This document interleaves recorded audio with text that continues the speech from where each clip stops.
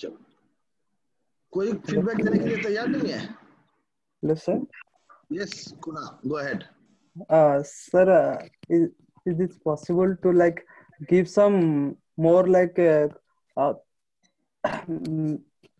like sir case solving, like if you think like primer design, then give us like some questions on like case studies like this, Like you're talking about practice questions? yes sir. That It is going to make my life even more difficult. Okay, because yes, you can imagine that this primer design type question I have never given in a regular written exam, because the written format of the exam does not allow for this.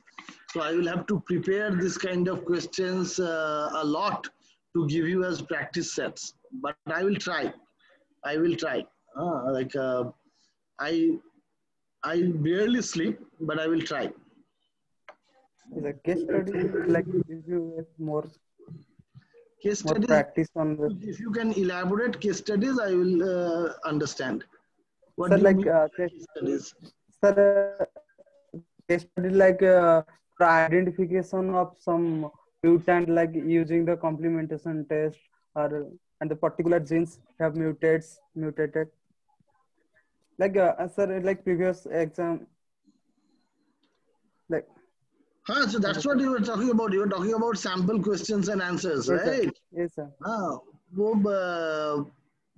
I'll try. I'll try. I'll yes, try. yes. Okay. Anything else? But unlike in other years, this year, actually during the discussion class, I am discussing the cases, right? Like that's what I am doing. So the rest.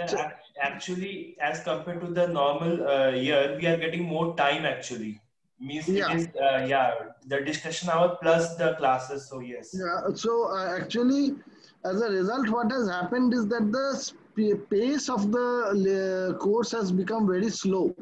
I am confident that I will not be able to cover the whole syllabus, but you know, there is a principled decision that I have taken, that I will not bother about covering the course as much as uncovering the subject. Okay, so if I rush to finish the lectures and the topics, and then you do not understand in the process, we do not have enough time to, take you to the depth of it, then there is no point. That kind of superficial teaching you have already had. Most of you who are coming from BTech Biotechnology, MSc Biotechnology, MTech Biotechnology background, everything that I have taught, this was supposed to have been taught already in there. The fact that you still do not have full confidence is that because you had that kind of superficial understanding only. So there is no point. Okay, so yes, it is little slow this year, but that's okay. Whatever you learn, you better learn it solid. Okay, anything else? Yeah, Pramit? So actually, I had a suggestion regarding what Kuna said.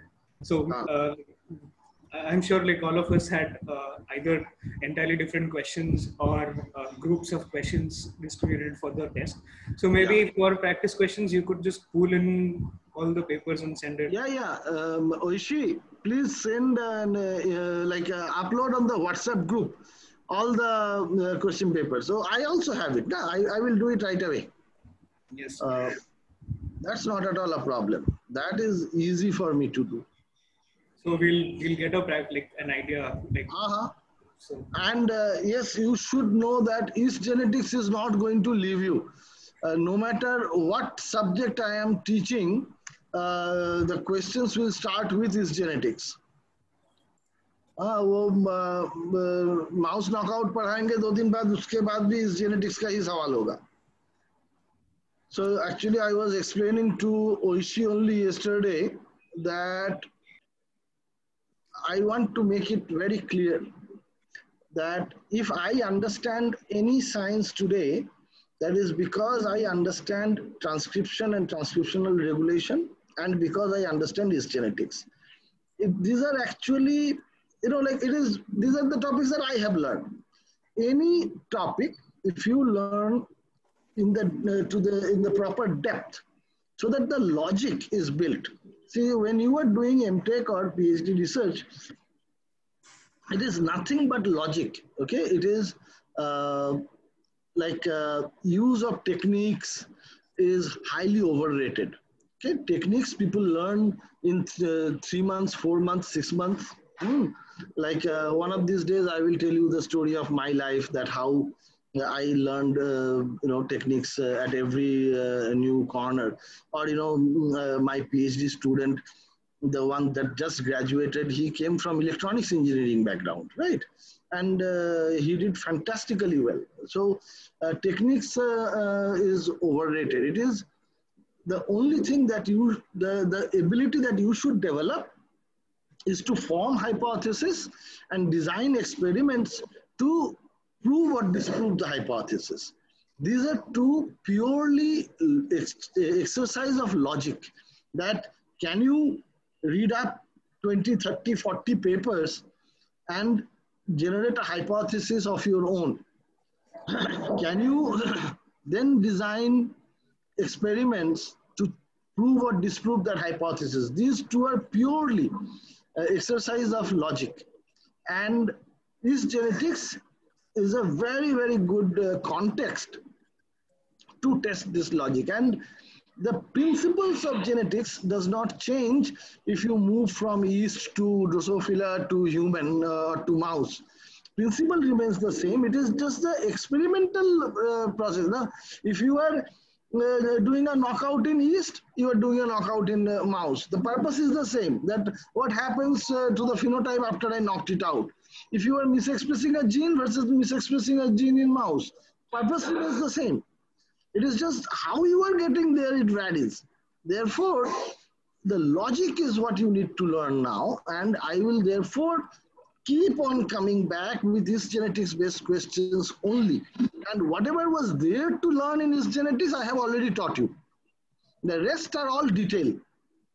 So you have to very clearly understand what is achieved by tetrad dissection. Yesterday when someone told me that by crossing two haploids, I will get the phenotype in 3:1 ratio, that is like a harikiri, okay?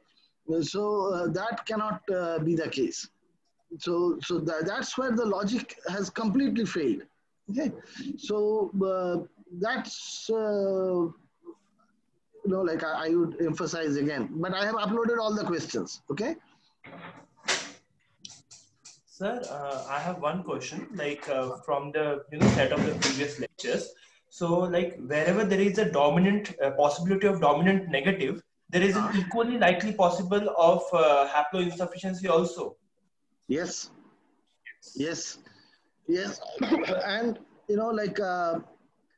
that's where your tetrad dissection comes in play. Yes. That after you have done your tetrad dissection, if you see 2:2 segregation, then you know that it was not because of haploinsufficiency. Okay.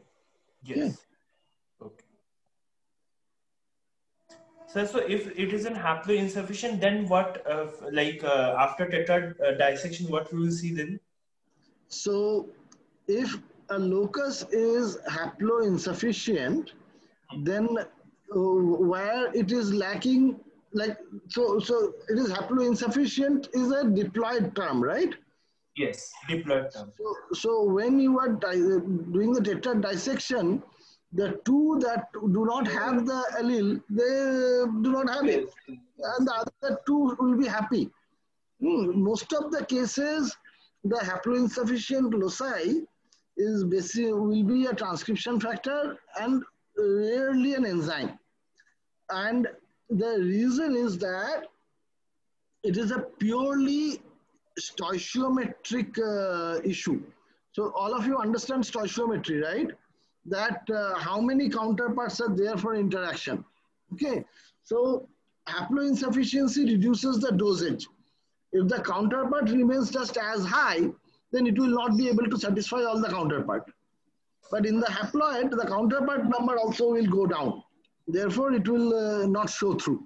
Okay. Anything else? Okay. So, Sir, I have a doubt from NGS. yeah, sure. Go ahead. When we are doing this NGS, how do we make sure that only one genome fragments lands in one cluster? You ask the question another time, little slowly. When we are doing the new generation sequencing, how do we make sure that only one genome fragment lands in one cluster of the? Yeah. So again here I do not know the exact nitty-gritty how they do it, but if you see the slide or couple of videos on it, the clusters are generated in situ on the slide. All they do is to first get one piece of DNA onto the linker that is immobilized on the glass slide at a particular spot. Okay, and then the amplification process creates the cluster. Yes.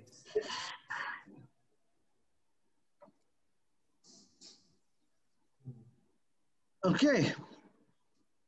Okay. Now, protein recombinant protein expression. All of you understood what recombinant protein, recombinant gene, right? Yes, sir. So in bacteria also, you can express a bacterial protein which will be called a recombinant protein, right? Yes. Okay. So now, any question you have from that lecture? Sir, can you explain that part where you said, like, if the multiple cloning site, your restriction enzyme has a ATG sequence, okay, then you need not have an ATG sequence in the like gene of interest. Yeah. So can you explain that part a Yeah. bit? See, first of all, you should know that often the first ATG, the first methionine, is often lost in the protein during post-translational modification. Okay, so it is not a very critical residue. It is critical to have it for the translation to initiate, but it is not critical for it to be present. That is number one. That is a little bit irrelevant here. Now, because you are providing the ATG from the restriction site, from the vector, so now if you include your ATG also, they will have to be right in succession. You have to design your primer such that right after the restriction site comes your own ATG. Okay, so then you will have two methionines right next to each other at the beginning. You need not have it. It will not hurt you. You need not have it. That's all. Okay. Hoimi, you have raised your hand. Yes, Hoimi. So, sir, my question is related to protein yield. So, Yes. we generally try to maximize the yield for the protein, but sometimes this also leads to the formation of inclusion bodies. So, which Very good. also prevents protein purification. Yes. So, is there a way to prevent it? Like we can like tackle this problem? Yeah. So that is the reason. So like. Any of you have had any experience of working in an industry in India as an intern or something like that? So the industry groups, they will spend months in just standardizing the optimal condition. They will vary the media composition, they will vary the temperature, they will do a lot of things just to hit the maximum possible yield without forming inclusion bodies. And also, there are many examples you will find in the commercial literature or in the scientific literature as well, where during protein purification, they will incorporate very mild dosage of detergent in the buffer. to prevent formation of inclusion bodies. Okay, so there are a variety of techniques used, but let me share first-hand information with you. So I am part of the National Committee of Confederation of Indian Industries on biotechnology. Okay, so I do not know why I am there, but I am there. Okay, so I am the only academic that is there. So there was a discussion on Indian biopharma industry, which are now making many of these antibody drugs, right?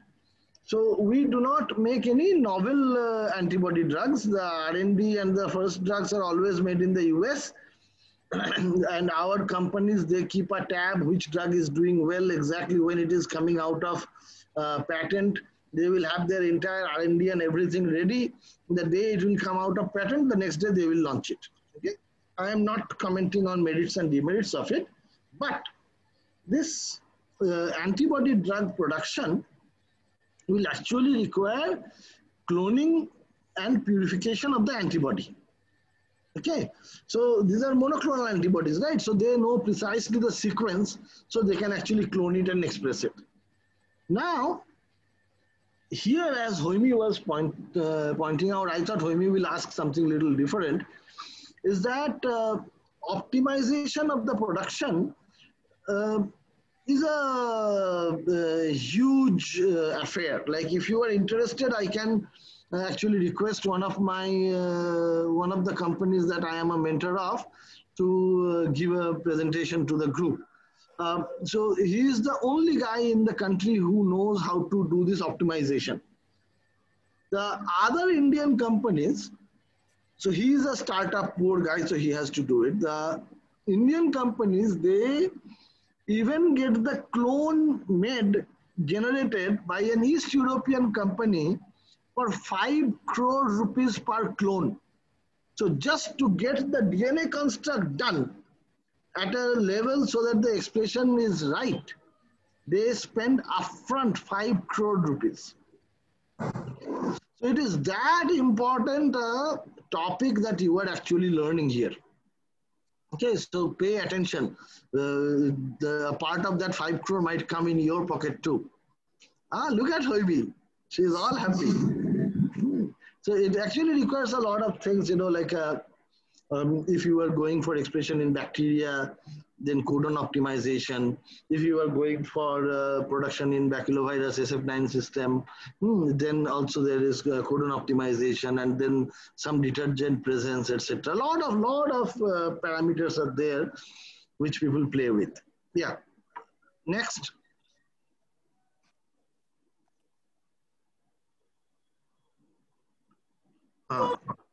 Akanksha.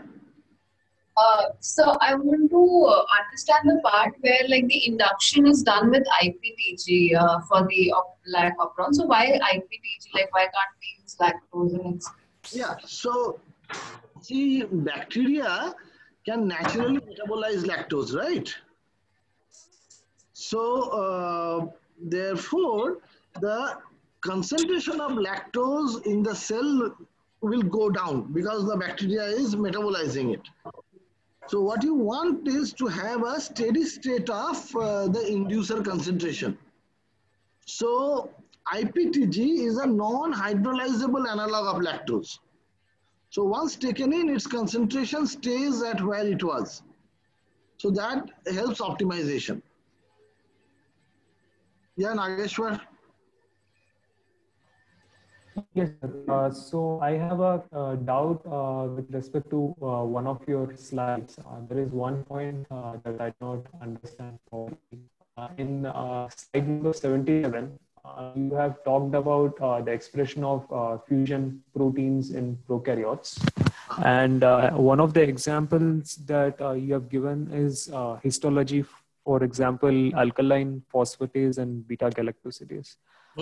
So I am like unable to like visualize an example where we can like use a fusion, a protein that is like fused with alkaline phosphatase or a beta galactosidase. Okay, so it is fairly routinely done in our kind of work. So, say I want to look at the protein expression domain. See, today nowadays GFP is much more widely used, right? But till a few years back, GFP was not, the tag of choice. So in those days, most of the proteins will be used as AP fusion, and by detecting AP, you will detect the location of the protein. Okay, it is Okay. just a secondary way of locating your protein of interest. There is essentially no difference between a GFP tag. Okay, no, my question is like in histology, like where you're using alkaline phosphate.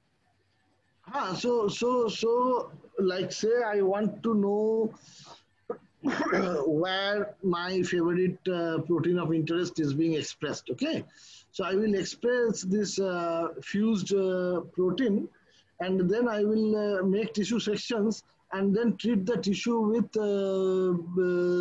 NBT BCIP without fixing it, and I will get to see the blue color, and that's where the location of expression is. Is that clear? Okay, sir. Yeah. All right, sir. Anything else? Sir, does it ever happen that like the tags that they're using, could it also interfere with the normal folding of the protein of the other, like the Very gene which is often. attached? Very, very often. So how do you select? So yeah, I will tell you. So if you want to do it the right way or my way, I am fairly conservative when it comes to experimentation and data interpretation. So I do not like any paper where they have used such a fusion protein for the first time and conducted functional assays and concluded that this is the function, that is the function. Until and unless you can compare the function without the fusion tag, I can always claim that the function that you are seeing is influenced by the presence of the tag. So, therefore, the right way of doing it would be to compare the function of the untagged protein with that of the fused, like the tagged version. And this Pearset cassette that I showed you, that is the perfect example that you can purify the tagged version, and after that you simply treat it with enterokinase and you will get the untagged version. Okay, there will be a couple of amino acids extra, but that's okay. Okay. Like histidine tag is notorious to influence the folding. Many use this flag tag. Okay, flag is FLAG. This is phenylalanine, leucine, alanine, glycine. So it's a heavily hydrophobic 4 amino acids, and sometimes you will have the 3 to 6 repeats of flag. So imagine having such a concentrated stretch of hydrophobic amino acids, and when protein folding is basically dictated by interaction, intramolecular interaction, then there is always a possibility that if there is a hydrophobic patch in the protein itself, they will collapse and will fold in a completely different manner. So therefore, yes, you have to be very careful when you are interpreting functionally. Like, if you are talking about how many amino acids are there, you are trying to raise an antibody, nobody will care. Okay, the moment you are trying to make a statement about the function of the protein, you need to be absolutely sure that your function is not influenced by the presence of the tag. That would be in my book. Yes, sir, this is Sundar. Yeah. Go ahead, Sundar. how do we differentiate? Yes, sir. How do we differentiate between the tag and the untagged protein? Like, how do we study the untagged protein? Like, if we are not given color, how will you track the untagged protein? Well, you need to do it the hard way. You know, if you cannot remove the tag, okay, then you should raise antibody against. See, like when do you see? You do not have to compare the function every time. You need to compare the function once and say that in this particular protein, this particular tag on this terminal does not affect. So all you have to do therefore is to raise an antibody against the protein, then again purify the natural protein from its natural source, and then show that the function is exactly the way you got it with the fused tagged version. But you do not have to show it for every paper. That's the advantage of citation in literature, that once Sandarbh has shown that tagged X is having the same function as untagged X, then the next 20 paper that will be published from your lab or any lab in the world will be able to say, look, I am using the same tagged version, so there is no question that the tag influences. But one time you should demonstrate. If the similar kind of tagged protein has been used in the literature, then you can simply cite it and nobody will question you. At least I will not question you. It is very difficult to compare, right? Like the untagged protein with the type. I mean, to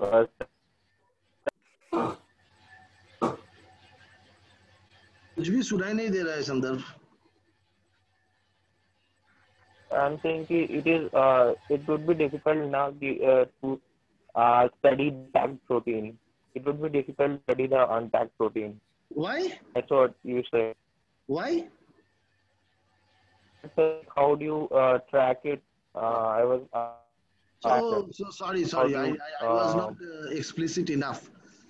So tracking can be done in one of two ways. Okay.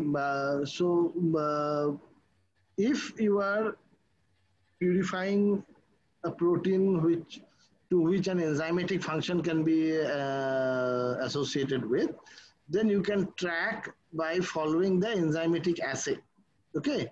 Like say if you are purifying alkaline phosphatase, then after every step you can do a little bit of NBT-BCIP assay to see if the protein fraction is giving you blue color or not. So you know that in your particular fraction alkaline phosphatase is there, and you keep on doing that till you have, and every time you run it on a gel. And initially you will find that in the gel there are 1,000 proteins, of which so in the solution there are 1,000 proteins, but there is alkaline phosphatase as well, because it is giving you the blue color. After 2-3 different fractionation steps. By the way, I think that in your earlier courses you may have been only taught about affinity purification, but there are many other ways of purifying proteins, like charged base, anion exchange chromatography, cation exchange chromatography, hydrophobicity based, size based, then like volumetric one, like buoyancy based, like ultracentrifugation. Okay, so there are many ways you can combine all of them, and you can keep on getting a more and more purer version of the protein solution. Eventually you will get only the protein of your interest, and you can do that. If there is no enzymatic assay that you can say, you are purifying a transcription factor, then obviously you cannot assign an enzymatic assay. Then what you will do is, first you purify the tagged protein. Using that, you raise an antibody against the transcription factor. Now you use the antibody to track your protein purification through stages by Western blot, and eventually you will have only your protein in the solution. Now you compare the function, or you do it in vivo. Like I will tell you this, that we have discovered the transcription factor that triggers the process of segmentation of cartilage. Okay, now that transcription factor is likely to be one among many.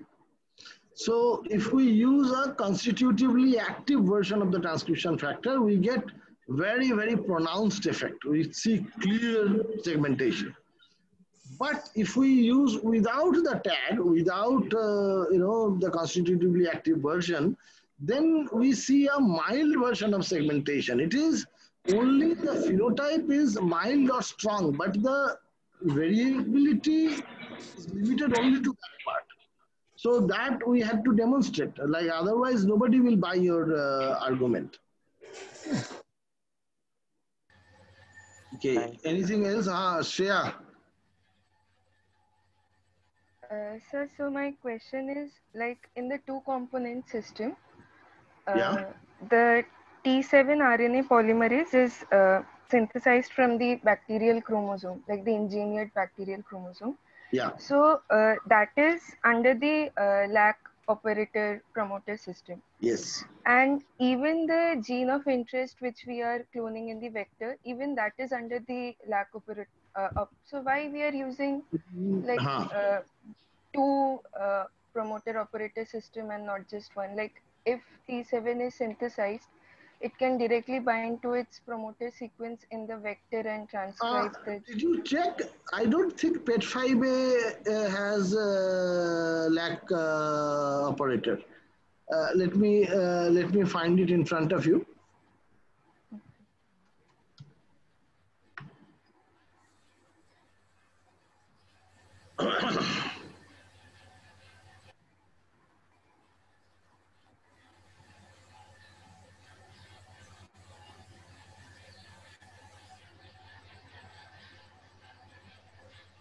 Can you see my screen? Yes, sir. You see, this is PET5A. Yes. Here, there is no lac operator here, right? You see, like this is T7 leader and then the T7 ribosome binding site, then T7 promoter. There is no lac operator here. Okay. Right? Yes, sir. Maybe you are mixing up with the other example. Let me.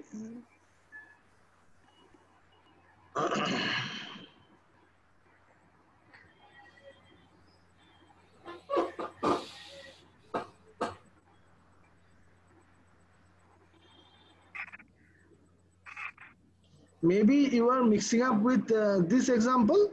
Yes, sir. Yes, sir. So here it is directly under, like here it is there in both the places. I do not know exactly what specific purpose it serves. But one thing is for sure is that the LAGZ is transcribed under TET promoter, while your gene of interest is transcribed under the inducible T7 promoter. Okay, but I am, you are right. I also do not know why the lac operator is here as well. I really don't know. Because your logic is correct that if I simply do it in PET5A, BL21D3, I do not need the second lac operator control. You are correct. You are absolutely right there. Okay, sir.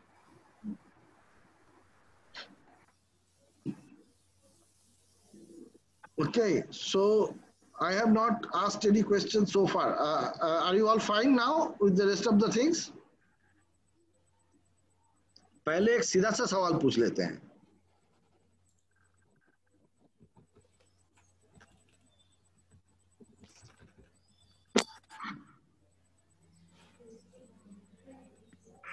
Sir पहले मेरा सवाल हो जाए. Okay sir.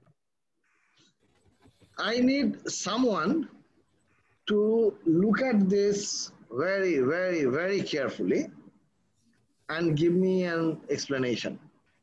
So figure A, ODR 10, like it's an odorant receptor number 10. There it says promoter fused to GFP. I don't like the language. Like this is a GFP reporter for ODR 10, okay? And here it is protein fusion, like ODR 10 GFP. Now look at panel A and B. See how you look at the GFP, how you find the GFP presence, then explain to me what is happening. Only logic is required, no prior knowledge is needed.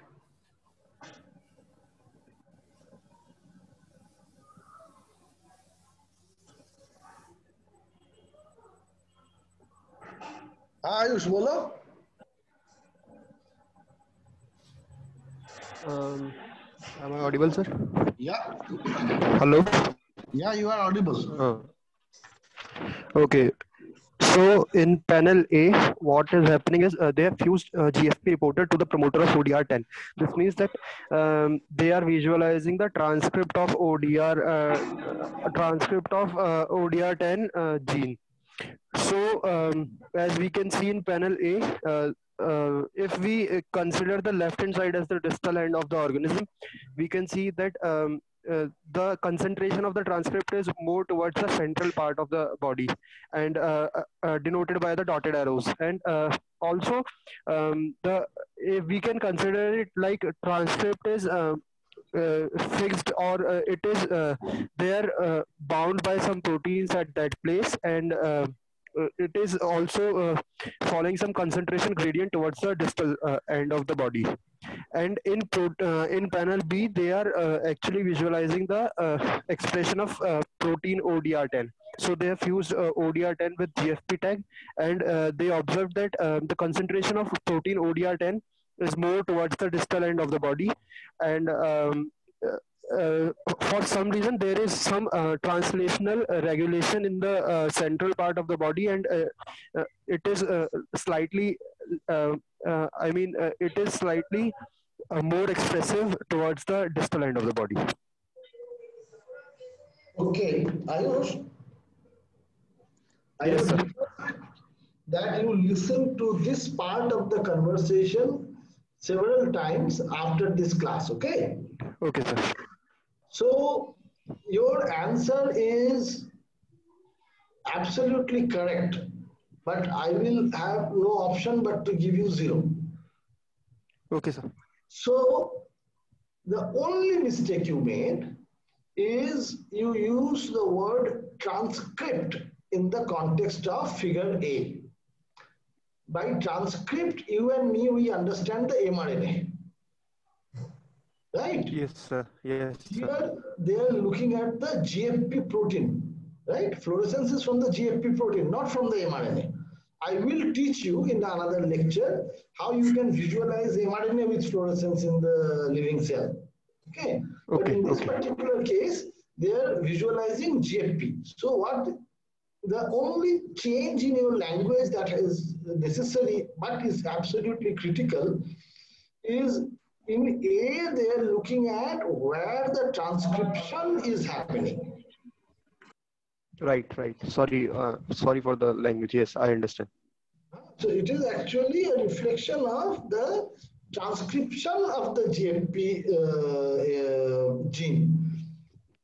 And the transcription is regulated by the ODR10 promoter enhancer. I absolutely refuse to call it promoter, and I will explain to you when I will teach you transcription that using promoter, I don't care who writes it, is wrong. Okay? Even if it is there in the best textbook in the world, which it is here, it is still wrong. For the time being, you just learn this much, that promoter sequence is invariant by definition. You know, if I ask promoter, what is the promoter sequence? Most of you will be able to tell me that it is TATAA. So an invariant sequence cannot dictate variability in transcription.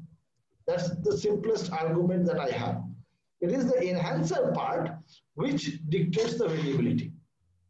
So what you are looking at here is where ODR10 promoter enhancer actually induces the transcription.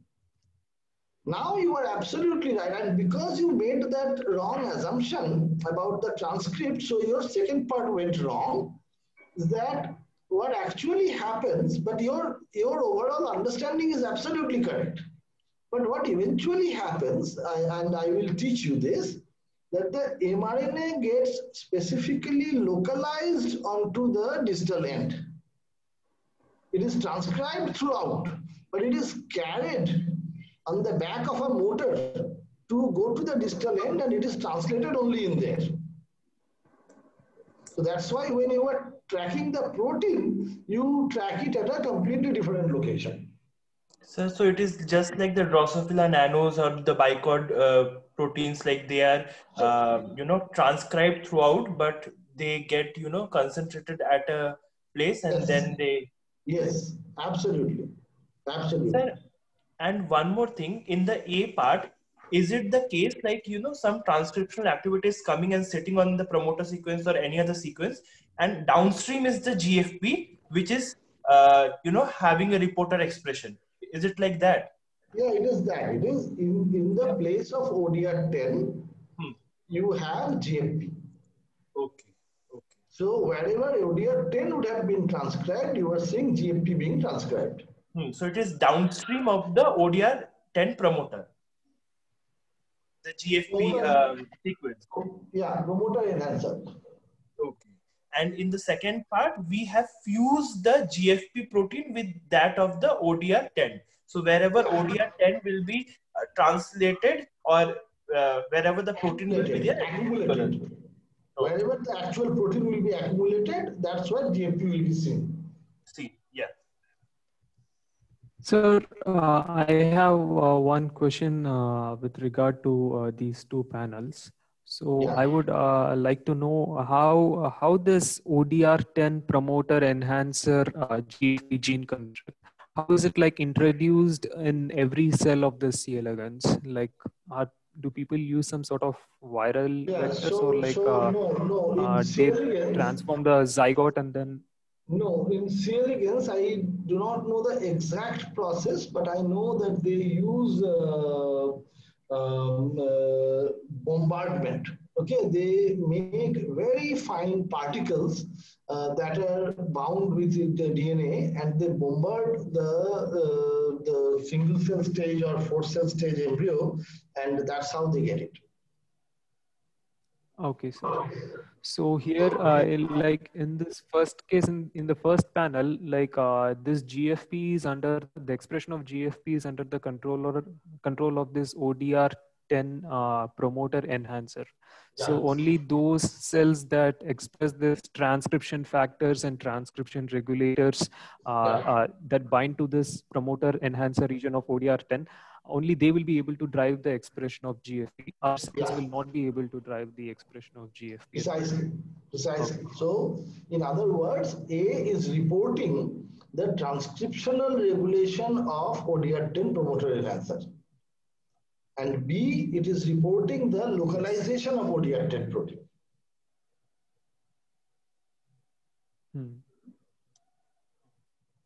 Sir, but I have a question. Yeah. Yeah. So in case of panel A, we can't really say it's the localization of ODR10 promoter, right? It's more of localization of the GFP protein itself. No, not localization. Reporting of the transcriptional regulation activity. Okay. But like, I think we use this system. Just hold on a minute. Yeah, yes.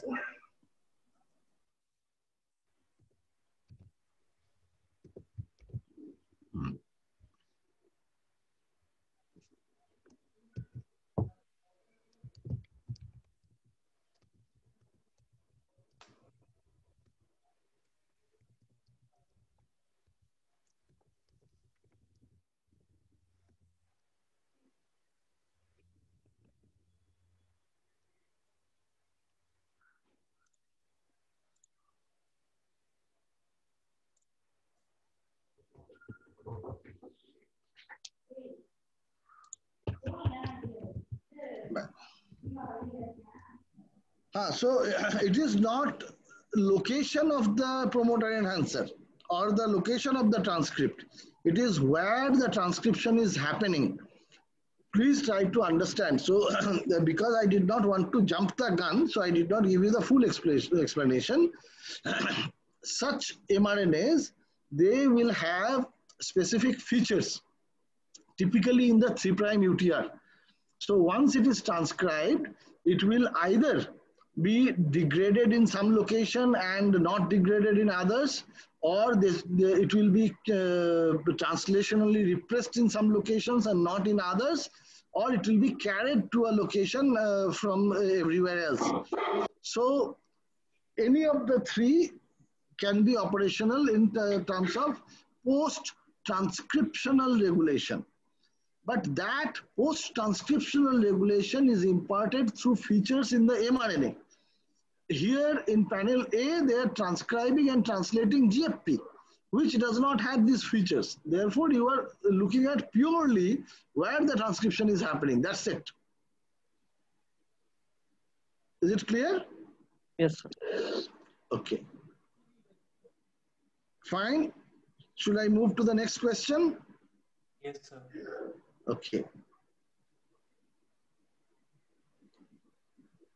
Yes, sir. Can I ask one doubt, sir?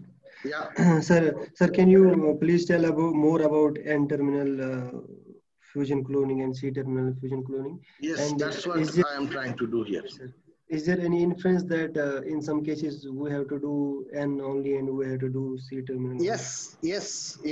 There are many examples known where fusion in N-terminus was not functional. So they tried C-terminal fusion and it was functional, and the reverse. Okay. Okay. So if you are really a serious scientist, then you have to pay attention to all of these. Okay, like conventionally, people will first do N-terminal fusion, but if you see that the function is not exactly like the native one, then you have to try C-terminal fusion. Sometimes you will have to change the tag. Like GST tag is a very safe tag. It is much larger than histidine tag, but GST, because it is glutathione S transferase, it actually induces reducing environment naturally. So it induces reducing environment in the vicinity of the fusion protein as well. So GST tag is known to help protein folding. So most of the time you will see that GST tag proteins have no problem, but his tag or flag tag proteins often they will have functional issues. Okay. Okay, sir. Now let us come here. You see that on the top you have the nucleotide sequence, on the bottom you have the amino acid sequence. Now you look at this promoter. First of all, you see that there is no ATG between the promoter and here. This is designed in the vector per se. Okay, but the whole thing is transcribed. Okay, and then you see that between the promoter and the ATG, there is this ribosome binding sequence. Okay, and you need to maintain an optimal distance between ribosome binding sequence and the ATG. Therefore, the ATG is always provided by the vector. Now, you know, like you see here, it is CAT ATG. I am sure when they produce the vector, you see this CAT ATG. I am sure when they produce the vector, they take advantage of NDU1 site. Okay. Now it will come all the way. Now this is where you have an NCO1 site. Okay. If you, for some reason, if you are really keen to have from the first ATG and no extra amino acid, then you may want to go for this. But there are problems associated with it. I'll come to that in a minute. But if you look at this restriction site, XHO, CTC, GAG. Okay. So if your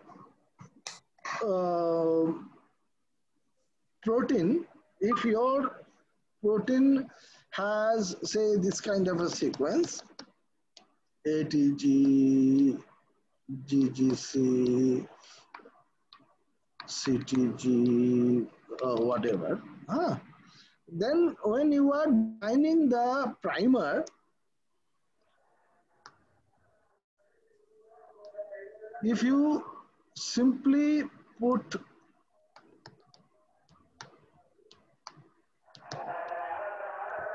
S, then you need not worry about the reading frame at all. Because once this restriction site is reconstituted after digestion and ligation, then you know that everything else will follow. Not from here, like after cloning, it will follow with your GGC, then CTG, etc. What you are missing? You are missing your first ATG, and you have two extra amino acids, after the EK cleavage site, right? Are you getting it? Yes, sir. Now, if you want your ATG to be part of the sequence, then what will happen? See, then you have to take advantage of this NCO1 site. Now you see that if you clone here, after restriction, digestion and ligation, your restriction site is regenerated, right? Then it will be your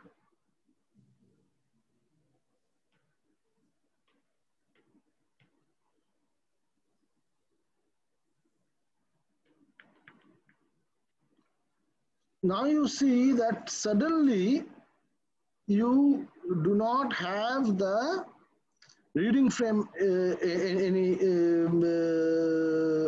longer, because now your now this is your ATG, and this is the reading frame that you wanted to have, like that you will end up having, so which is completely different from the reading frame from your protein, actual protein, right? Okay. Yes, sir. Understand what I'm saying? So in those cases, yeah.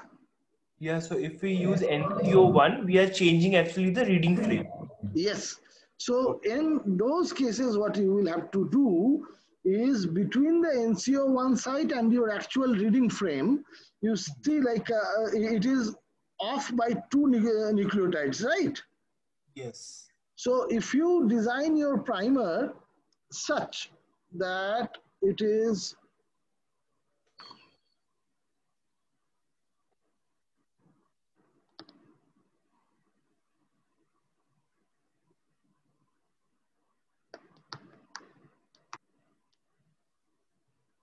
then just put 2 nucleotides, X and Y. Okay. Okay. Then what will happen is that you will offset this. So after reconstitution of the restriction site, what will happen, please correct me if I am going wrong somewhere, okay? It is always possible. I have not done this for a very long time.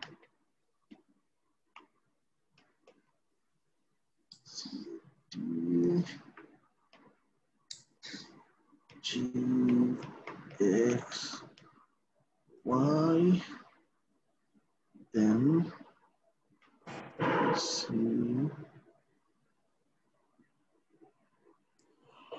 D, G, C, D. No, I think I made a mistake. It will be only X.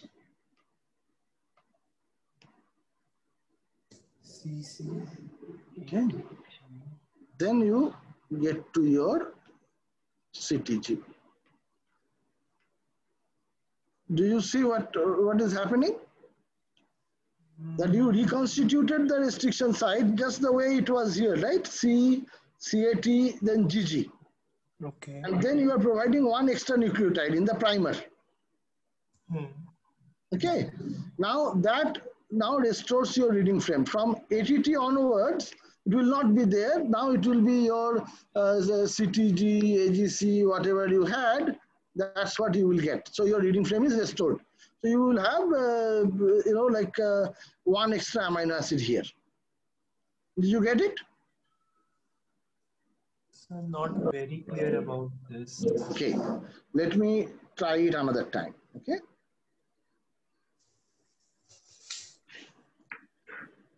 So that we're writing, that is the primer sequence, right? No? Yeah. Yes. So Yes, I am trying to write the primer sequence on the top. Yes, sir. And the okay. So let me just write the. So I am making up the protein sequence. Okay. So I am taking this as the protein sequence for the time being. Okay. Yes, sir. Like just for the sake of it.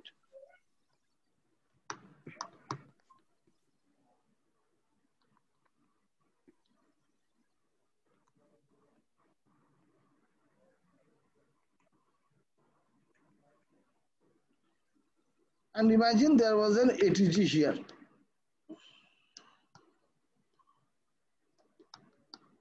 Imagine this is your real protein, so there was an ATG here. So it was aspartic acid, leucine, tyrosine, then again an aspartic acid. Now, if you like in this particular case, we are little lucky that of the NCO1 side. What is the NCO1 side? It is CCATGG, right? So we are little lucky that the ATGG part is already here, right? It is in the natural sequence, okay? So all I have to do is put an extra C here. Okay, sorry, not extra C, 2 extra C's here. So now you have created your NCO1 site, right? Yes. So now any restriction site, once you do the digestion followed by ligation, the restriction site will be reconstituted just as it was before. Yes. So now what will happen after ligation? Here is your C, then it is your CAT, then it is your GG, right? Yeah. Then it is your ATC. ATC, yeah. ATC, then your TGT. ATC 50, है ना? Yeah. So, so reading frame is changed. The reading frame is changed, right? So if I only do this much, that ATG, I am just inserting one X in here, okay? In the primer, I am inserting an X, like any nucleotide. That X will be after this G or before that G? Because before sorry, not here, not here. Yes. Here. Yeah, yes. Okay, right after the restriction site. Yes. So now what will happen, please read the sequence from above so it is easier for me. Someone please read the sequence from above. Yeah. The primer. So it will be your CC. Like read it so that it is CC. ATG. ATGG. Then Y or X. Then. Yes. And then then your Y and then ATC. Yeah, ATC. Then the rest. No, something went wrong somewhere. Yeah, sir. Because again we are not following the reading frame. No, we'll have to learn. We'll have to get it perfected. So it is C, then it is CAT,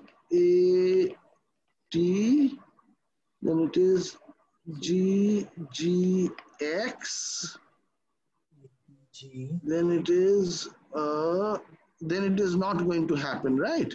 Yeah. So we have to insert, see, what we need to do is we need to start with CTG at some point as a codon, right? So GX, so then I think I was right in the first instance. So if it is X and Y, then it will be Y here, then AT, then CTG. Yes, sir. Right? Yes, sir. X and Y. Okay. 3, yes, sir. ATT. फिर से देखो.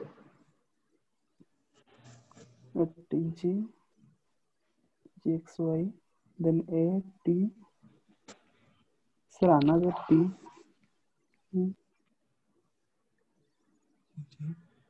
X, Y. The main is here G. TG, GXY, AT.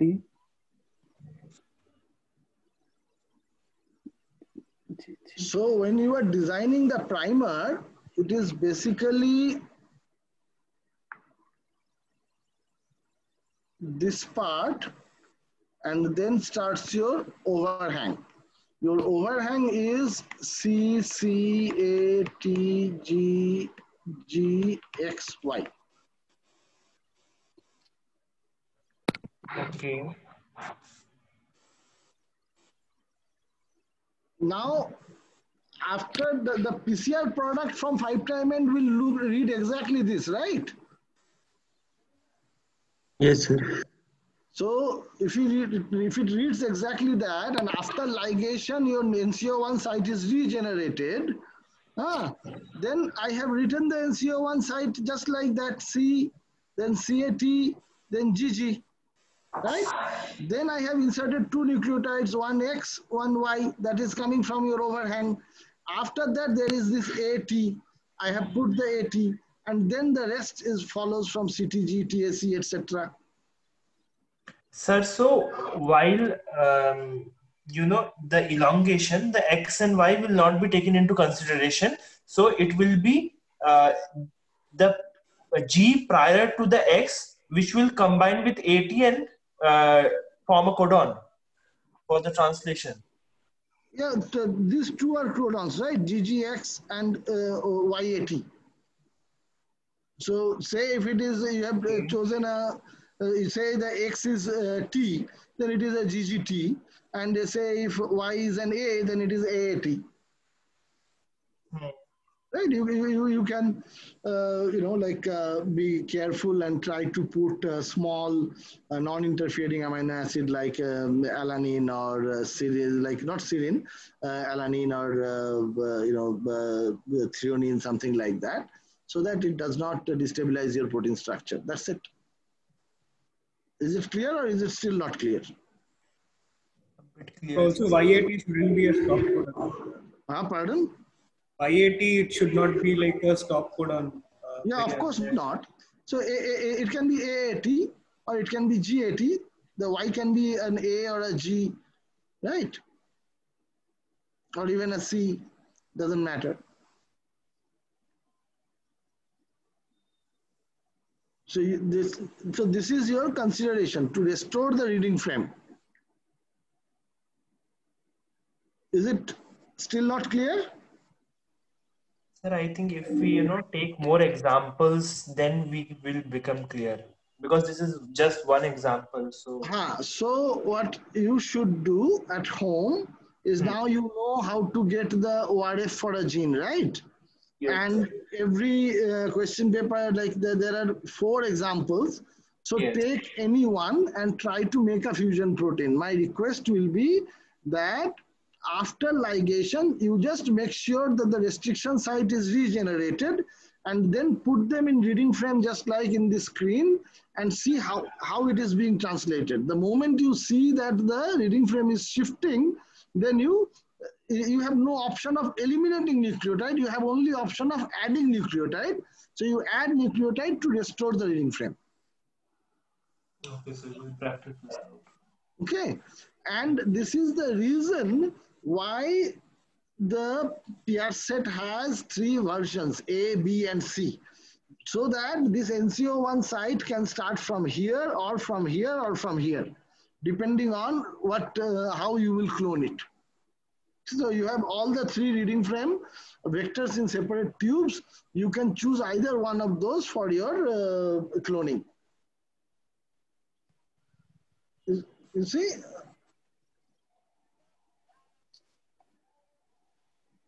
ये किधर चला गया?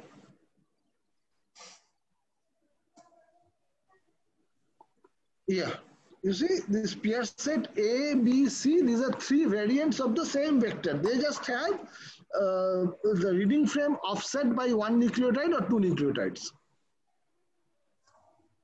This is precisely to tackle this issue.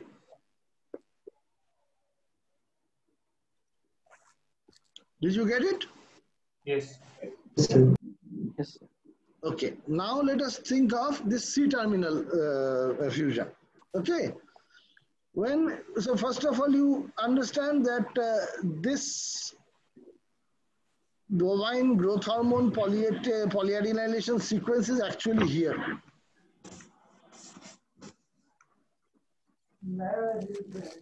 Right?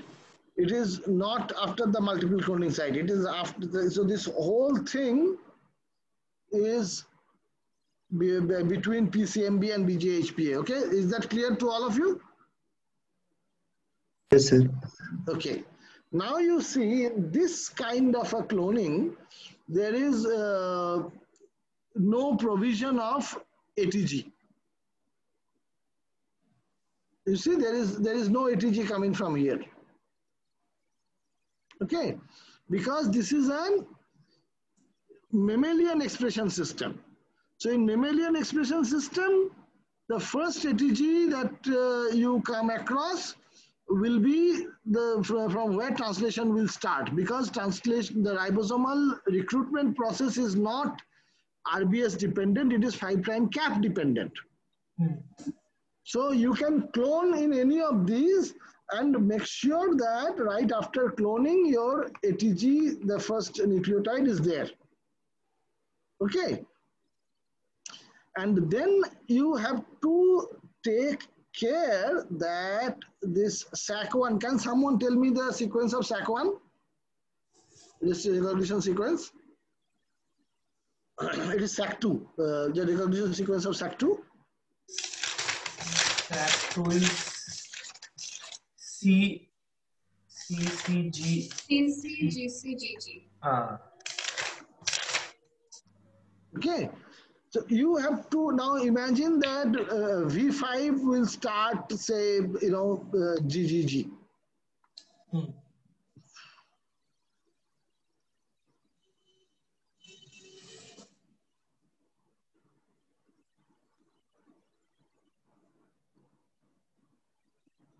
Now imagine that V5 starts with A, T, A, and then CTC, something like that. So you have to basically keep in mind that the reading frame of your protein, you are setting the reading frame because you are providing the ATG. So you have to count multiples of 3 and ensure, and there should not be stop codon. When you are cloning your WRF, you have to clone your WRF without the stop codon. And you have to make sure that the nucleotide amino acid just before the stop codon, say it is GAG,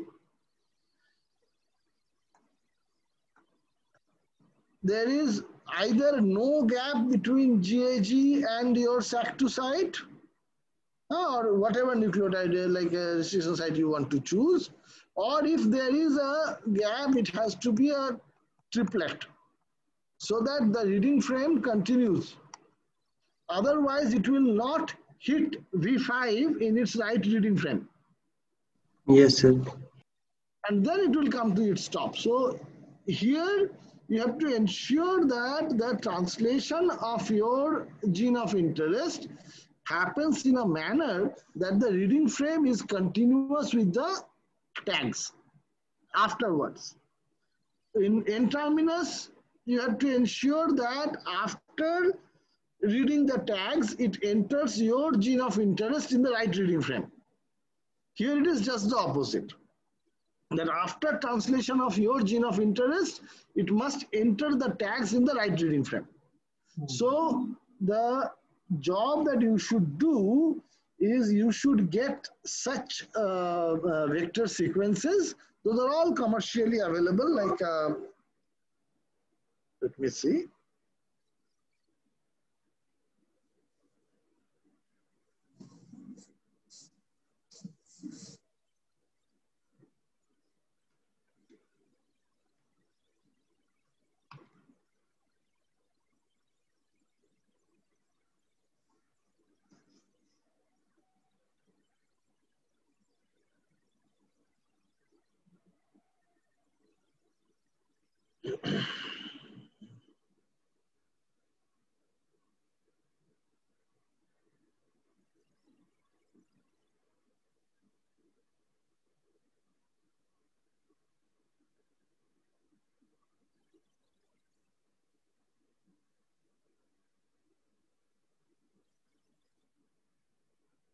Can you see it? Yes, sir. Yes, sir. Okay, since you have the map, so I am putting this site, oops, on the chat box.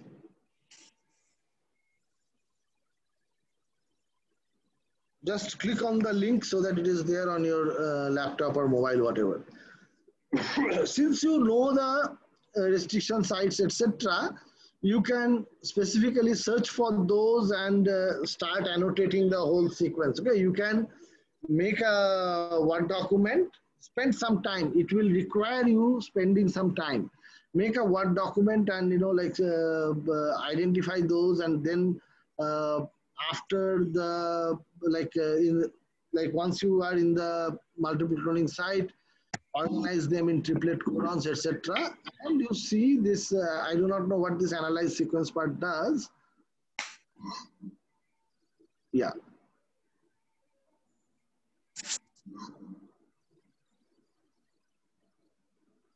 Okay. So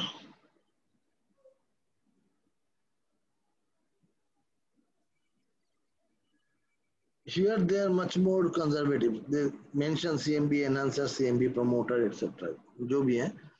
So after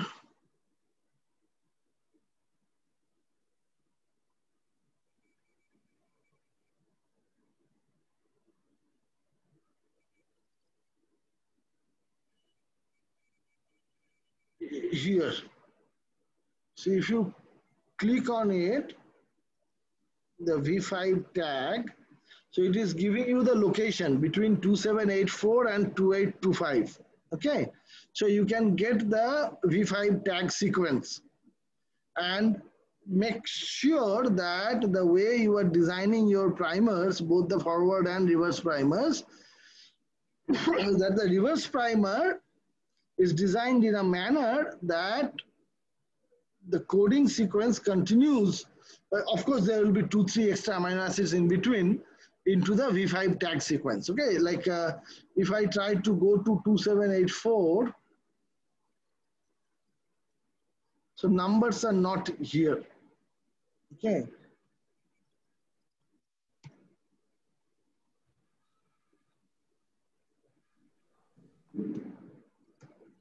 Can you still see my screen? Yes, sir. I am going into WebCutter. Do you see that? Yes, sir. Yes, sir. Okay.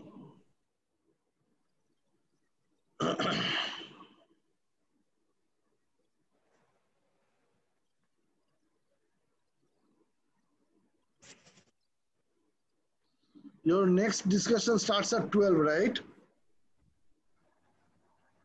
Yes, sir. Yes, sir. So we need to stop it pretty soon.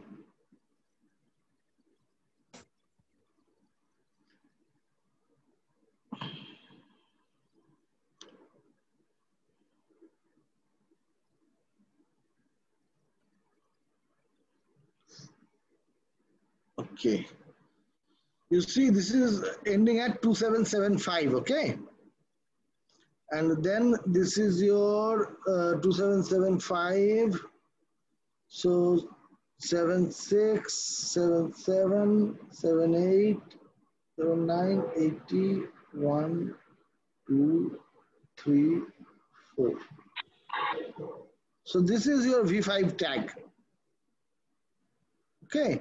So make sure that you put this in codons, GCG, GTT, CGA, like that, and then design your primers such that you hit them in the right reading frame. Like, let me see. Okay, you see this XHO1 is very nicely positioned. After XHO1, what do you see? You see TCT, AGA, GGG, CCC. So 4 codons in between. So if you say your protein sequence, like amino, that the mRNA sequence was such that it ends in, oh, I cannot write here. Say your amino acid sequence is such that it ends in CSC, CTC. Okay, then you simply put the XHO1 site after that, CTC, GAG. After restriction digestion and religation, your XHO1 site is reconstituted.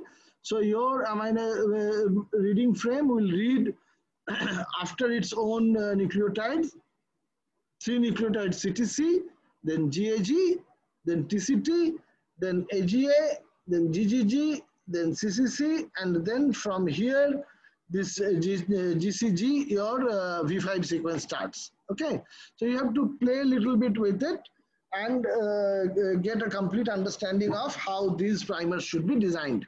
If you have difficulty in the next class, we can discuss it another time. Okay? Okay, sir. Okay, so you work on that part. Okay, this Yes, is sir.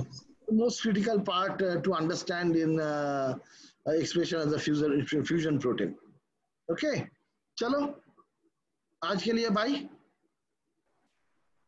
I will upload the Okay, sir.